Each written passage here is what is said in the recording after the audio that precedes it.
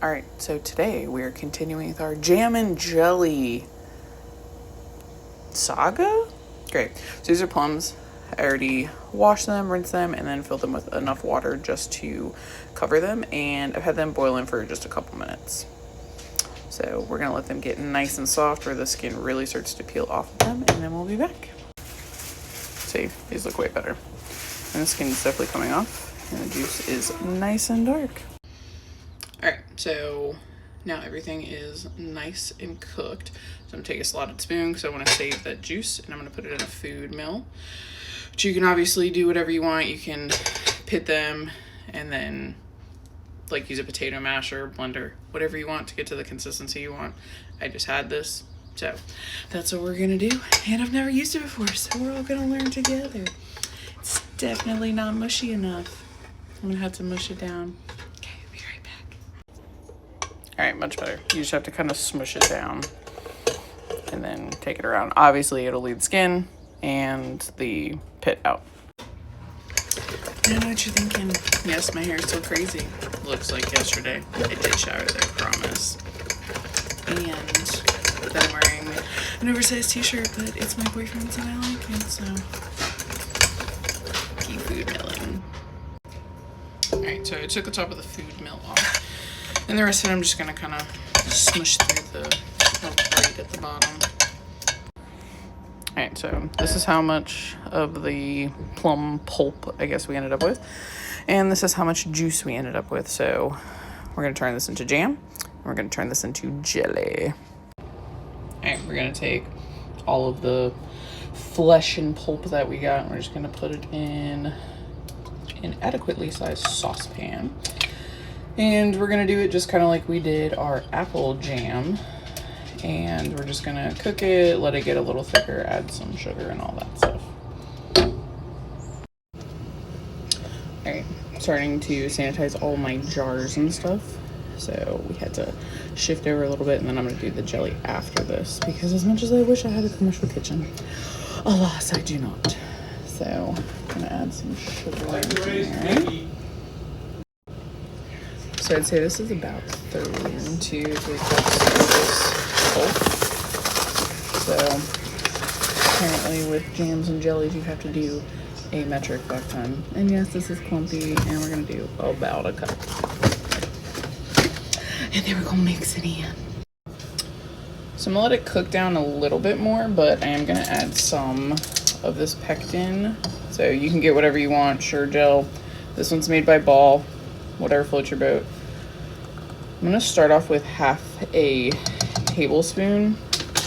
So this obviously already has like a little bit of the pectin, just because it's got the skin and the pulp and everything in it, so we don't need quite as much.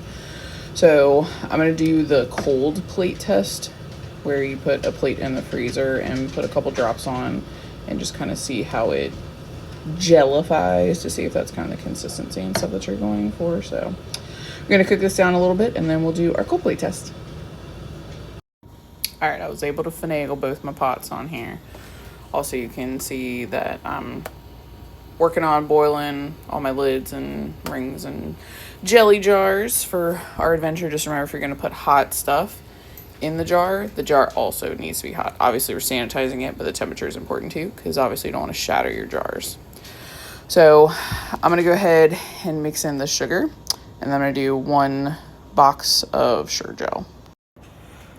All right, so the Sure Gel is going in the first cup. This is 2 cups in my awesome Harry Potter mixing cup. Apparently you need an ass ton of sugar for jam and jelly. Probably gonna have to go get some more after making all this. So we're gonna mix this in, and then we're probably gonna add another 4 cups of sugar, because holy shit. All right, here's our second 2 cups of sugar. Oh god. Okay, I tasted that, and that tastes like diabetes in a pot. So we're just gonna call it 4 cups. I know everyone's probably being like, no, add more, blah, blah. You know what? That shit is crazy. So we're just gonna stick with 4 cups. All right, so all our jars are nice and sanitized. So I'm gonna bring a couple of them over. I don't think we're gonna get more than 2 jars out of here, but we'll see. These little magnet things for the lids are pretty freaking cool. I guess I could have waited to bring it over. Great, I'll take it back and then we'll do it again. Pretty sure my hair just gets crazier by the day. All right, so use our canning funnel and we're gonna leave, I guess, a 1/4 inch of headspace. So from what I understand, the whole thing is 1 inch. Okay, and then these little ridges here, you can see, kind of show you the other. So 1 inch, I guess 1/2 and 1/4. That math don't be mathin', but you know what? That's what the grandmas say. So let me get a ladle. All right. So we're gonna ladle in this jam.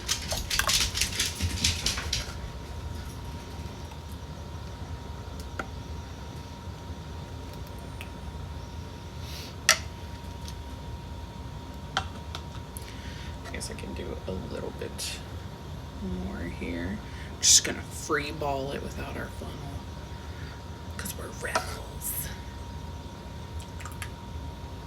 I'm not a rebel at all. I mean, with some things, but predominantly I'm a rule follower, pretty much to a fault. So okay, I have a little bit left over, but I'm just gonna put it in like a small jar and pop it in the fridge. So now let's get the lids. And actually, right before I put the lids on, I'm actually gonna take just like a little bit of vinegar.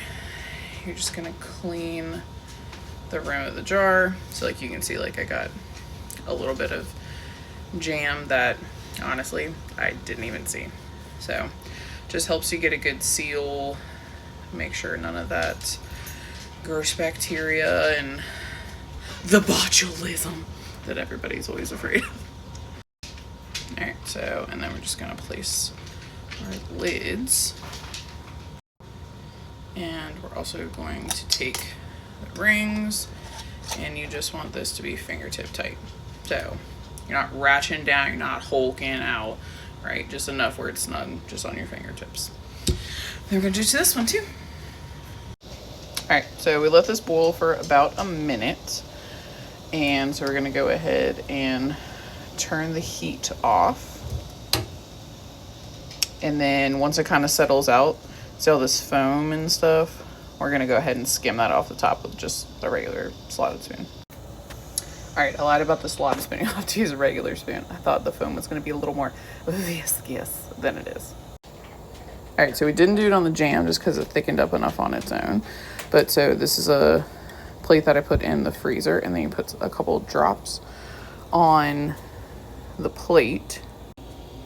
So then you kind of see how gelled it is. So you can see that's pretty thick, like regular jelly. So once it cools down, that's kind of the consistency that we'll have. So that's what we're looking for. So we're good with all the pectin. We obviously don't need to add anymore. So let's go ahead and get this all jarred up. All right, so it's a little too hot for my hands. Stay away. All right, I got a cool little grabby thing just so you guys can see. So, gonna ladle our hot AF Sightened tank temperatured jelly in here. So funny enough, it's kind of like grapey kind of tasting. All right, I'm gonna fill all the rest of these jars and I'll let you know how many I end up with. I'm so excited. All right, so we ended up with 7 jellies and 2 jams, and the lids are already popping, and I'm so excited. Yay, we did it. Yay, we did it. All right, so let me know if you guys make any of this, and just remember to have fun when you're off duty.